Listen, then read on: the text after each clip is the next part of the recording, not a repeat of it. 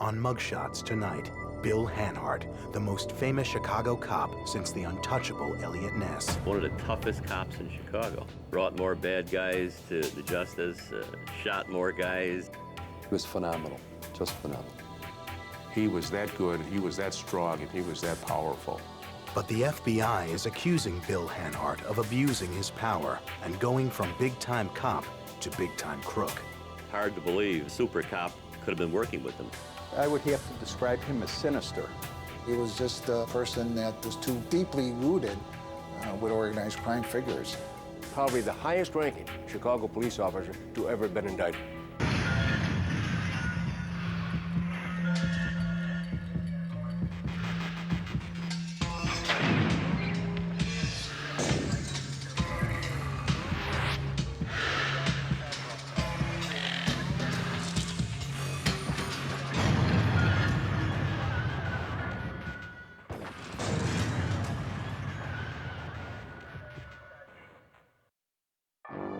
Chicago, a tough, rugged Midwestern town, and this man is one of its most famous cops. A man said to be as mean as the icy winds that blow off Lake Michigan. A man whose legendary reputation has been challenged by a federal indictment charging that he orchestrated a massive jewel theft ring, both while he was a cop and after his retirement in 1986. The charges have left many in this city wondering what to make of his fabled career. Bill Hanhardt became a police officer in 1953 and was soon proving himself by catching robbers and burglars, jewel thieves, and stick-up men. Hanhardt shot up the ranks, made detective, and in just a few years was leading an elite squad called the Criminal Investigation Unit, or CIU. The detectives that he handpicked to work in his unit were very good. They could solve crimes. They could not only solve crimes, but often prevent them. And in some instances, they would be laying in wait for burglars and robbers to show up. First time I heard of Bill Hanhardt was prior to the time I was a police officer. I was in college at the time. There was a series of home invasions. In 1962, Hanhardt made the bust that would go a long way towards establishing his reputation. A ruthless gang of robbers had pulled off more than 24 heists in an upscale neighborhood on Chicago's North Side. Those guys were tying up people in their sleep, burning them with cigarette butts, keeping them up all night, asking where the money was. You can't let that happen. Hanhardt and his crew got information on which house the gang was going to strike next. They set up an ambush and waited. Bill was going to pose as the person who lived there and answer the door. You're dealing with vicious guys who would kill you in a heartbeat. Eventually, the 5 heavily armed robbers made their way to the house. One of them went for the door. When Bill went to open it, it required more of a pull than one would be accustomed to. And that tipped off the robber that something was up. And that's when the shooting started. It was a real shootout. In the house, down the street, a few blocks away, chases, and a couple of the offenders were killed. 2 gang members were killed, 1 was wounded and caught, and 2 others escaped to Michigan, only to be apprehended a few months later. When asked about the shootout, one of the 2, Nick Guido, had this to say. It was not a flight to avoid prosecution. Well, what was it? A flight to avoid Chicago police bullets. A corrupted police force. The most corrupted police force in the world is in Chicago. You think they wouldn't have given you a chance? Never. They would never give a man a chance. Guido may have criticized the cops, but to the citizens of Chicago, Hanhardt and his men were nothing but heroes. They lived it, they worked it, they were an intelligence community. They knew, they had informants all over the city of Chicago. They knew when a score was going to go down before it went down. So, and it was a very crack unit. Not all that, you just couldn't get into that unit. You had to prove yourself before you got into that unit. Only the sharpest coppers were in CIU. They weren't directing traffic, and they weren't handling little Mickey Mouse gas station scores. They were, grabbing the big guys. I remember sitting in the office one time, and a bank robbery took place out in the western suburbs. And a phone call came in from one of our units out on the street, giving us the information of the bank robbery taking place and a general description of a vehicle. And As soon as he heard the description of the vehicle, he says, that's so-and-so's car. That's the kind of information he had. No computers in those days either. It was all in his head. He was phenomenal, just phenomenal. Hanhardt got his information from working the street, and over time he knew all the players and all the angles. Everybody knew how each other worked. You'd make an investigation of a score, and you knew right away who did it. The guy's got the ammo, how he cut the safe, the jewelry guy. Everybody had their own specialty. Here's a veteran policeman who was a cop's cop, streetwise. He came up there, he knew the street. He knew the good guys, he knew the bad guys. Because he associated with people who were known to be criminals and underworld figures, he was avoided by some federal investigators because they thought he was, his background and his activities were a little bit over the line for law enforcement. However, he would tell you that this was necessary to cultivate informants. I've done it myself. I'd sit and talk to stick-up guys and burglars and send over a drink, and but you gotta draw the line how far you'll go with them. You're not gonna spend time at their houses. You're not gonna go out with them. But if you see them out in public, you send them a drink. You talk to them. It's only business. You're a cop, they're a burglar. It's only business. You can't take it personal. Hanhardt and his crew, the Criminal Investigation Unit, were constantly butting heads with the crooks of Chicago, and his quick-draw mentality even earned him the nickname Wild Bill. By the late 60s and early 70s, Hanhardt was in his prime, a real cop's cop and the leader of a powerful law enforcement unit in a tough city. In 1976, when fellow police officer Terrence Loftus died of a gunshot wound while breaking up a fight on a Chicago street corner, Hanhardt tracked down the killer. And in 1981, when Deputy Superintendent James Reardon was shot and killed, Hanhardt personally took charge of the case. He was the best in the country, and he understood detective work. He understood what it was all about. Hanhardt has a tremendous following. There are many policemen that just love this guy. When I was on the street as a cop, Hanhardt had a hell of a reputation. Probably one of the toughest cops in Chicago. Bill Hanhardt is a fair man. He's a courageous man. His tough guy persona inspired fierce loyalty among his men, and his arrest record was unparalleled. But to the U.S. Attorney in Chicago, he had a dark side that would ultimately lead to one of the biggest scandals in the city's history. When we return, Hanhardt and the Chicago Mob.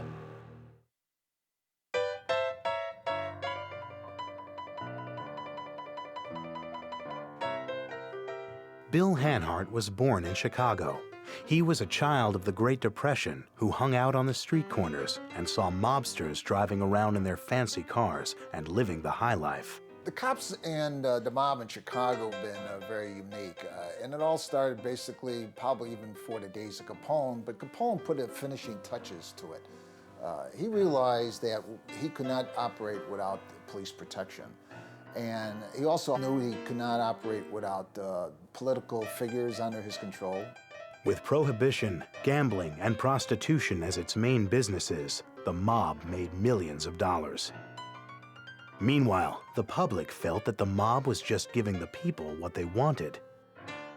Pops Pansko, an old-time Chicago thief, recalls his days in the speakeasies and the fierce competition among the gangs.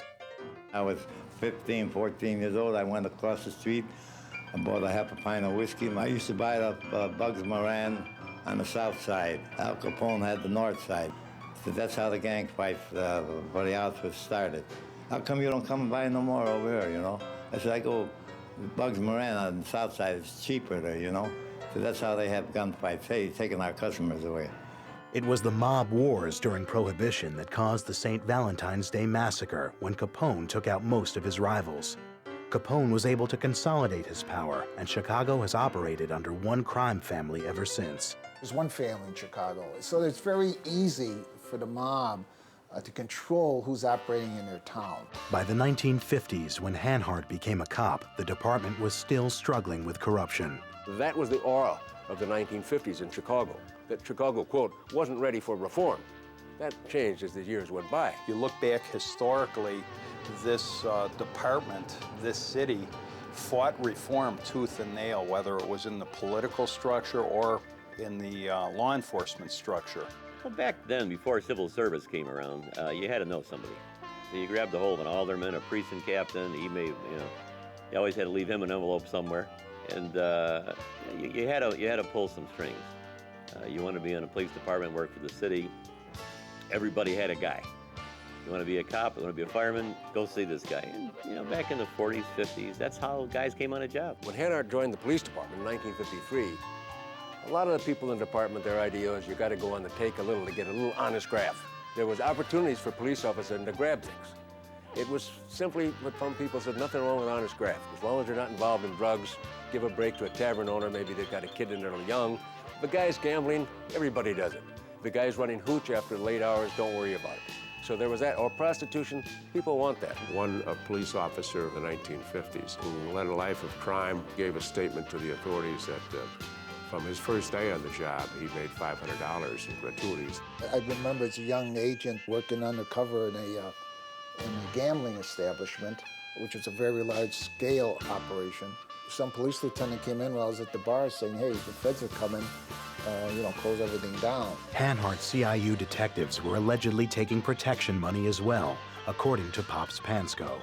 They all shook me down. I had to go out stealing for them. And they didn't make, and I had to give this one, hey, you didn't see us for 2 weeks. I had to give them $50 all the time so I don't get pinched. Pansko, in true Chicago accent, when you ask him his occupation, he says, I'm a thief. What's the thief's obstacle? The police. Now, who else arrested Pansko? Only the CIU people, only Hanhardt's people. So now he's saying they're shaking him down 40 years later? In the old days, some people may have questioned the cops' honesty, but never their toughness. If you're messing with tough guys, you got to be a tough guy. And, you know, you got to break some necks. And back in those days, they were tuning up guys in a police department. They were whacking a few guys, and, you know, but that's what you had to do back then. Now you can't get away with it. Now cops be going to jail for what they did back in the 60s and 70s. Let's face reality. Those who are streetwise cops will tell you, hey, look, we're not dealing with clergymen. We're not dealing with nuns. We're dealing with scum. We're dealing with underworld figures who are unscrupulous. To get these people, you have to bang hard at the body. Maybe you sometimes have to bend the rules a little bit. That's the only way you're going to get those guys to the bar of justice. You can't treat them with kid gloves. It can be law of the jungle when you're dealing with people like that. In the 60s, Bill Hanhardt had more to deal with than just bad guys. The entire city was coming apart at the seams.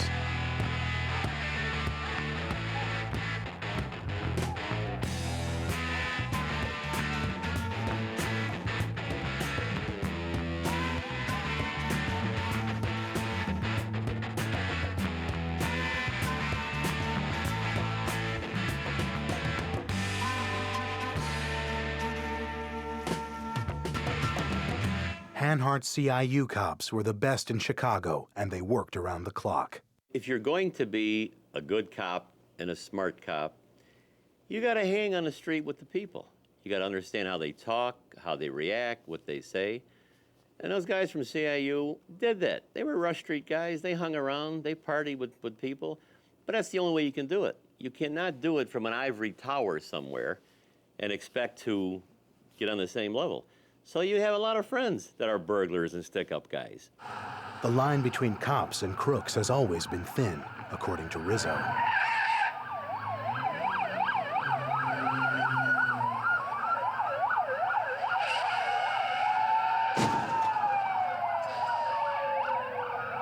Cops and bad guys are basically the same. Only one guy's on the side of the law and the other guy isn't. But your mannerisms, your speaking, where you grew up, it's the same.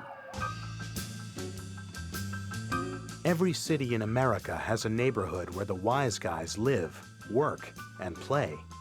In New York, it's Little Italy, a mecca for mobsters since the turn of the century, and where John Gotti operated out of the Ravenite Social Club.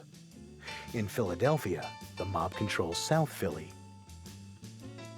And in Chicago, it's a place called The Patch. The guys that came out of the Patch or Taylor Street, half of them became cops, half became burglars. Well, the Patch, of course, is its own colorful history. The Patch seemed to be where all the organized crime leaders in Chicago were born, where they were trained, and where they went on to bigger and better things. There were a lot of good, honest policemen that came from the Patch. And I think it was just one in which how your moral values were. That basically one went into crime, the other one went into law enforcement. You saw Goodfellas and you saw Casino, it's basically the same. You grow up, you start respecting the people around you that drive the nice cars and have the money. And sooner or later, you got to make a decision. Do you go left, do you go right, you know? And some guys go left, some guys go right. Hanhardt was able to cultivate sources in the patch and all over the city. A lot of people were jealous of him. He knew how to develop informational sources. He knew how to develop informants. It's the most difficult thing in the world to develop sources of information. Whether he intimidated somebody into becoming an informant because the way he looked at him, or because of his charming personality. He had more knowledge than most Chicago policemen did about jewel thieves, about burglars, and people like that. On the other hand, there was an element of people with the FBI and other federal law enforcement agencies, particularly those who were involved in organized crime detection, working with organized crime figures, that took a dimmer view of Bill Hanhardt's career. They told me without any question and without any reservation, keep an arm's length away from him. He was a person that was too deeply rooted with organized crime figures. How involved was he with mobsters? Coming up, Hanhardt and the Vegas Connection. Chicago is a city that has always operated in the shadow of larger-than-life mafia figures like Al Scarface Capone and Sam Momo Giancana. In the 1960s, Giancana ruled the Chicago mob, also known as the Outfit, and feared no one. As the head of CIU, Hanhardt was supposed to be watching Giancana's street crews. But there were rumors within the department that some mobsters had Hanhardt in their pocket. When I first was going to attempt to make Bill Hanhardt a source, I was surprised by Chicago Police Intelligence Unit to be aware of his background, and that is that he was alleged by them to me to be a very close associate of high-level organized crime figures. If I did attempt to make a source of him, that he'd be using the information that I would be exchanging with him to his advantage and going back to his associates within organized crime, let them know what I was doing. Hanhardt wasn't the only cop in CIU that may have been too close to mobsters. Look at his partner, the guy he was real close with, John Hinchy. A mob guy gets blown up and killed, and he gets hundreds of thousands of dollars in this guy's will. You know, come on. There's more to it than meets the eye. Speculation about Hanhardt's relationship to the mob followed him throughout his career, even as he ascended to the top echelons of the department while raising his 7 children with his wife, Angie. When Hanhardt retired, there was a large party thrown for him at a suburban banquet facility, and a number of police officials who attended the retirement party were shocked to find known organized crime people occupying some of the tables at the retirement party. But Hanhardt never seemed troubled by his image, and his reputation as a top-notch detective always overshadowed the rumors of mob ties. He became so famous in Chicago for catching burglars that Hollywood hired him as a consultant on the movie Thief. Hanhardt was still on the police force when Michael Mann made a movie in Chicago about a thief that's being manipulated by the mob and the police. You've been putting down 2-3 scores a month, months in, months out. You want to put down contract scores all over the country, working directly for me? I am self-employed. I steal ice. No furs, no coin collections, no stock certificates, no treasury bonds, no nothing. Just diamonds or cash. I'll make you a millionaire in 4 months. In an ironic twist, Mann cast real cops as bad guys and real bad guys as cops. Don't you know you gotta come up? I was amazed at that movie that they allowed this crack Chicago police unit to be photographed. The storyline was that they were running these jewel thieves and taking a 10% kickback from them. We got a problem. I come here to discuss a piece of business with you. And what are you gonna do? You gonna tell me fairy tales? What's wrong with you?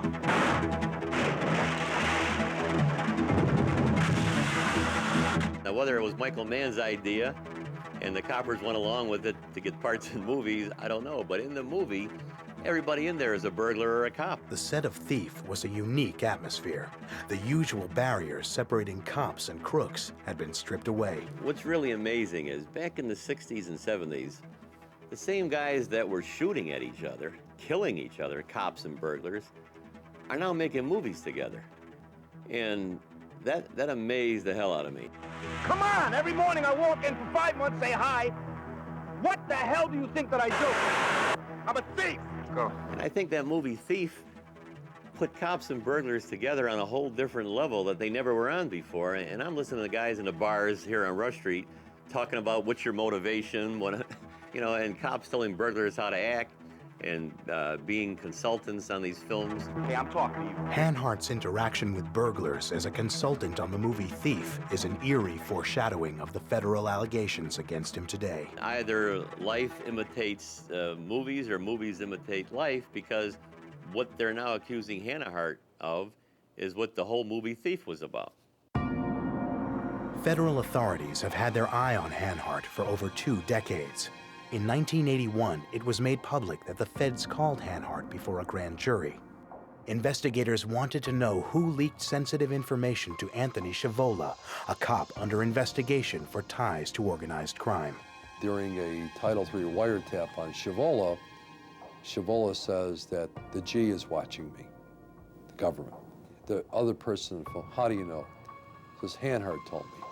He had a relationship with a man by the name of Irving Weiner of Niles, Illinois, who was a bail bondsman. Weiner had a lot of ties and friends with outfit. His name was also surfaced with the death of Alan Dorfman. Alan Dorfman was an insurance executive, was convicted in 1982 along with some crime syndicate figures in federal court, and was murdered in gangland style in 1983. Hanhardt's name apparently surfaced when investigators found his name in Dorfman's address book. Friends of Hanhardt will say, well, he had contacts like people with Dorfman or Weiner, was that they could be sources. Then there was the case when Hanhardt testified at a Las Vegas trial of a man by the name of Anthony Spilotro, who allegedly looked after the Chicago mob's interest in the gambling mecca. He testified to the credibility of a key government witness. Hanhardt was subpoenaed to testify at Tony Spilotro's trial because of Frank Collada, a former outfit member and Spilotro friend who entered the Witness Protection Program. Hanhardt had known Collada and Spilotro from their days as Chicago burglars. I was brought up to Hanhardt's office. He says, sit down, Frankie. And I sat down, and he said, get him a cup of coffee. You want a sweet roll? You want anything? I said, yeah, no, just coffee's good. And he says, you know, he says, I'm really shocked. He says, I couldn't believe my ears when I found out that you were on that score downtown, the big jewel robbery. So I looked at him and I said, I don't even know what score you're talking about. And he says, oh, you know, he says, everybody knows about that score. He says, but not everybody knows who was on that score. He says, except me. Collada was surprised by Hanhardt's inside information and his high level of contacts within the Chicago mob. I come to find out later that it came from Tony's boss, who told him. See, because the diamonds that we robbed out of that jewelry store went to the outfit, and that's how we got our money. Hanhardt and that crew were constantly on Spilotro. He had a temper. He was kind of crazy. Little guy, and for some reason those little guys are always tough. Spilotro's toughness was the reason the mob sent him to Las Vegas to ensure they got their cut. The power would come out of Chicago, and Tony would get these messages, and he would relay it to me, what needed to be done in the casinos. There was the skimming there. I didn't have anything to do with that, but I was informed that money was being skimmed out of the casinos. My presence was known that if you were stealing and you worked in the casino, you had a little problems if you got caught. Spilotro began to operate without approval from Chicago, and when the bosses got upset, he tried to blame Collada. Tony had put a contract out on me. He made it look like I was the maniac that was running around killing people and everything and robbing everything in Vegas, when in fact he was the one that was directing all of these orders. Collada turned government witness, and Spilotro went on trial in 1986. His heavy-handed style had gotten him in trouble, and he relied on Hanhardt to shoot down Collada's testimony. Hanhardt would argue that he was subpoenaed to appear there, didn't have any choice. I didn't know until he was done testifying that he was up there and he testified on me, and I got a laugh at it. And I said, this guy's nuts. As he's fronting himself off. Hanhardt's testimony may have given Spilatro a hung jury and a second chance, but the mob wanted to cover their tracks. And before there would be another trial, Spilatro was found beaten to death in an Indiana cornfield.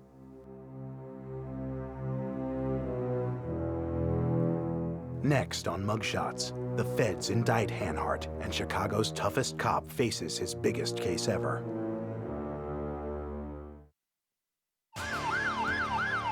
By 1986, Bill Hanhardt had done it all. He had risen from patrolman to deputy superintendent, and when Hollywood came calling again, he hung up his gun and his badge and went to work on a TV series about his life. Bill Hanhardt and Michael Mann were fairly close for a while. Bill was a consultant for Michael Mann on developing scripts for Crime Story. Some of the scripts that were developed based upon some cases that Hanhardt was personally involved. Michael Mann apparently bought most of the real cases that the CIU handles. Dennis Farina, who starred in it, he was a CIU copper. Farina played Hanhardt's part because he was the head of that unit. But all of Crime Stories was basically Chicago scores. After a short stint as a Hollywood consultant, Hanhardt seemed to have vanished, but according to federal authorities, he was far from inactive. Thursday, October 19, 2000, federal authorities announced that they have broken up one of the most sophisticated and prolific jewelry theft rings in the country, operating for over a decade and netting $5 million in jewels. The feds say these criminals got the help of Chicago policemen.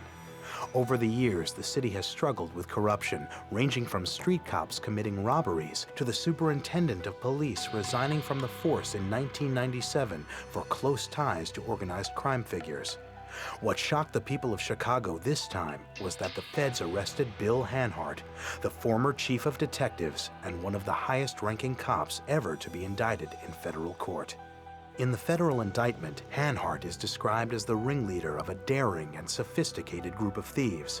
They arrested Joseph Basinski as his lieutenant, Sam DiStefano, who owned a nightclub on Rush Street, Guy Altabello, who worked at a jewelry store in the suburbs of Chicago. Paul Shiro was picked up in Arizona, and William Cherry Nose Brown is still at large. Once you start developing these friendships and start sharing proceeds of crimes with people, then you've stepped way over that line. It's no longer law enforcement. You're one of the bad guys.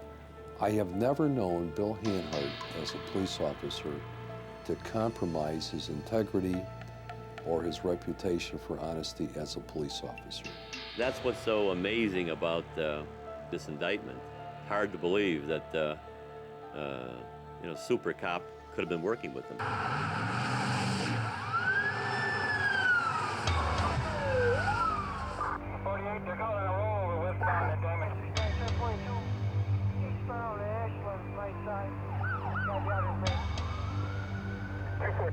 Let's go with 04. Bill Hanhardt rose through the ranks on his strength as a detective.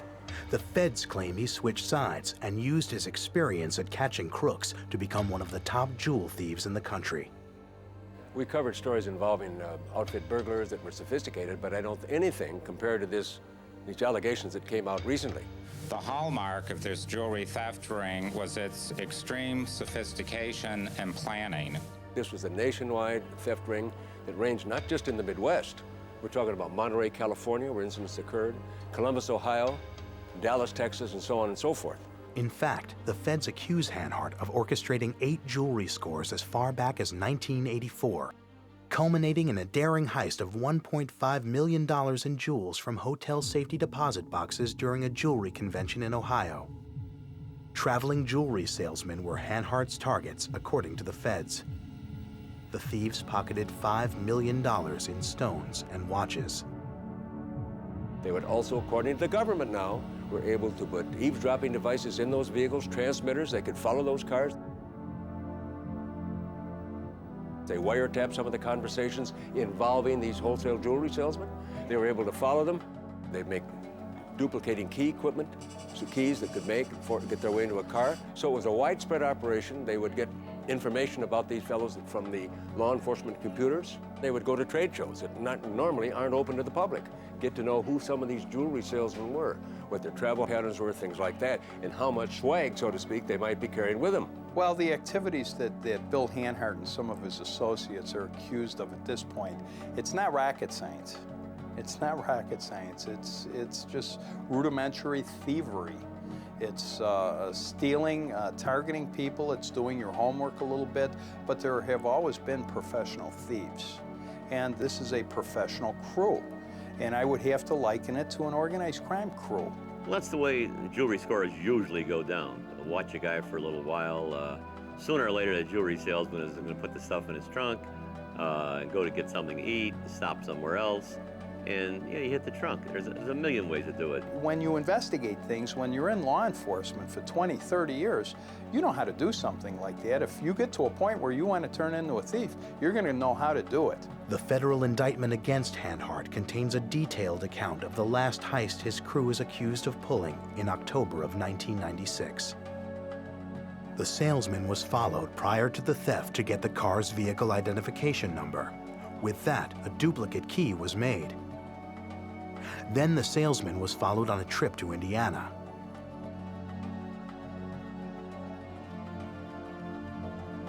What Hanhardt and his crew did not know was that the entire scheme was allegedly caught on camera by the FBI.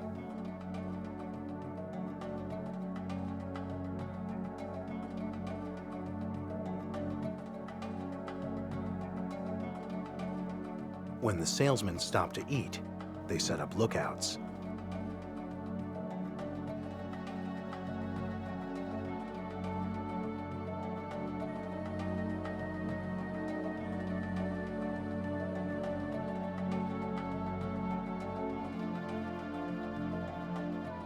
And then they stole $58,000 in watches.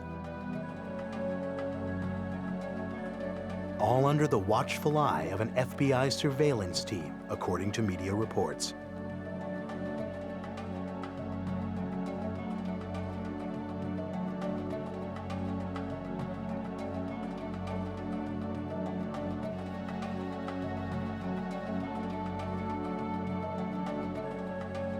Once the thieves saw how little there was, they returned the watches, presumably to wait for a better score.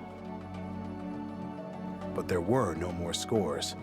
The FBI had been listening to Hanhardt's phones since January of 1996, and the taps stayed active, but the action stopped, according to the indictment. Hanhardt knew his phones were tapped before the FBI told him. Before the FBI sent out the inventories to people like me whose conversations with him were overheard. He knew that ahead of time. They never would have put this thing together. I really don't think they had the smoking gun in this case. I mean, for 5 years, apparently there was leaks that there was going to be an indictment in this case, and statute of limitation almost ran out. It was down to the last couple of weeks. So I think it was a do or die situation. Ernie Rizzo was working a divorce case that eventually gave the feds everything they needed.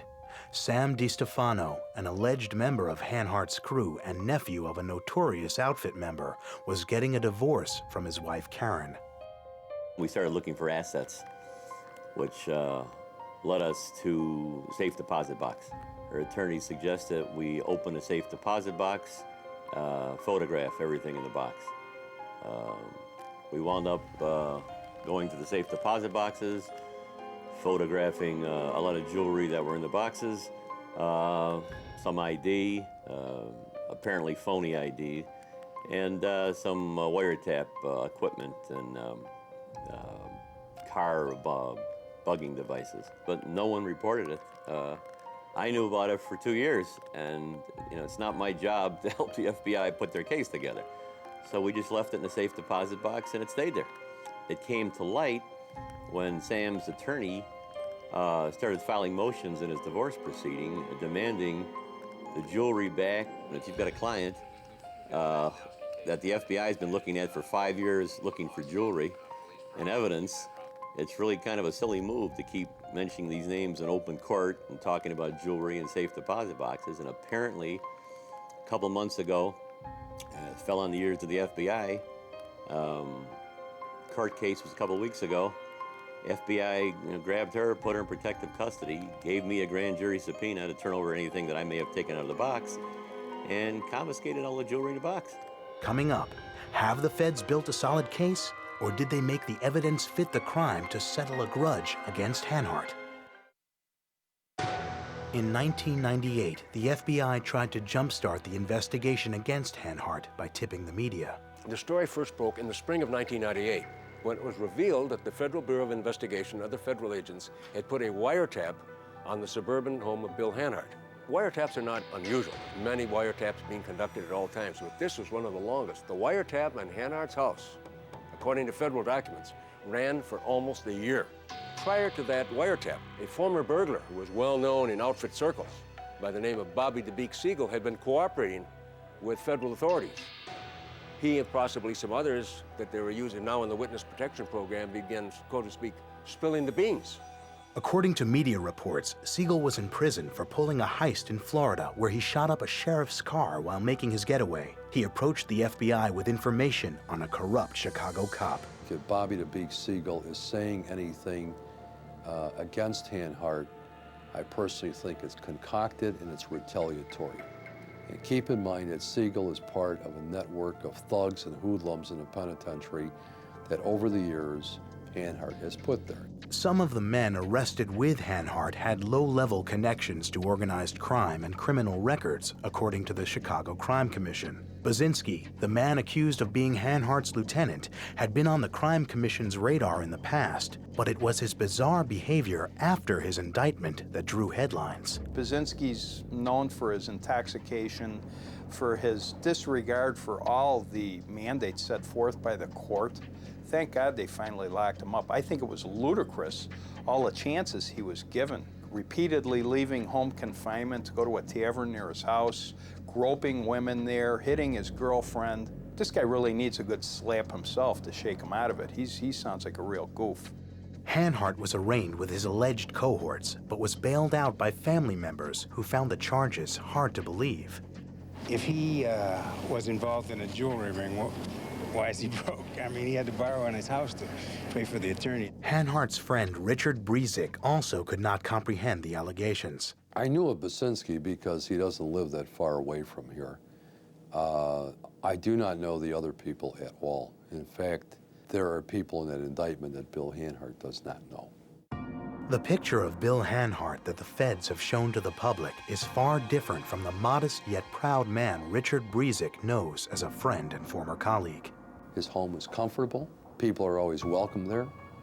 They're treated very special when they come there by his wife and himself. Bill is nothing more than a husband, a father, a grandfather, and a retired cop with a great reputation. Brezik feels that the feds have a history of making the facts fit the theory and that playing hardball is a routine part of their practice. In the parking lot of Lake Forest Hospital, he was grabbed, so to speak, by 3 FBI agents. And not inconsistent with the history of the FBI, they lied to him. They said they had a warrant for his arrest. They had no warrant for his arrest. It will take more than the words of convicted felons and reports of wiretaps to convince Brezik that the feds got the right man. That someone who has spent his entire life putting notorious bad people in jail would cross over the line is somewhat ludicrous or astounding. I think if you're a cop, that's your field, that's what you should stay in. You shouldn't try to play both sides. I don't think it's right. But I just can't believe how a guy would go so many years straight up and never catch any heat, and years afterwards, what is he, in his 70s now, that you'd get involved in something as silly as, popping trunks. I don't think he was surprised that they came after him. There are certain people in the federal government who've made a career trying to get Hanhardt. The government doesn't basically go after anybody until information is obtained or given to them by somebody. They just don't run out in the street wild and spend all day long harassing somebody because they don't like them. I never had a case in which we would, quote, went after somebody. Whether this is an open and shut case or the feds have overreached in their effort to get Bill Hanhardt will be determined by a jury in federal court. What is for certain is the indictment of Bill Hanhardt shows that there is still a suspicion in Chicago that the cops and the mob are just too cozy. Next on Mugshots, Bill Hanhardt takes on the federal government. Bill Hanhardt is not used to being the underdog. After a lifetime of chasing crooks, the hunter has become the hunted. He was once surrounded by friends, colleagues, and admirers, but now stands alone to face his accusers, and it will take all his determination to see him through this most important fight of his life. He's been keeping a low profile at his home in the Chicago suburbs, helping his lawyers prepare a defense, and while everyone awaits the outcome of his trial, the charges have created a chasm among law enforcement. I think anybody who betrays the trust of his fellow officers, anybody who betrays the badge given to him to protect, honor, and serve the citizens is a Judas. It's just resisting that urge. And it's not stepping over that line that 99.9% of all policemen are able to do. The first lesson that he's learned is who his real friends are. What's important to Bill today is his wife Angie of 50+ years, his 6 daughters and 1 son, and his 17 grandchildren, and his handful of friends. He was such a dynamic figure, such a successful police officer as a detective and a detective chief, that often he was given a free rein. There was not necessarily the sort of review that other officials in the department might have been subjected to. He was that good, and he was that strong, and he was that powerful. He was a man.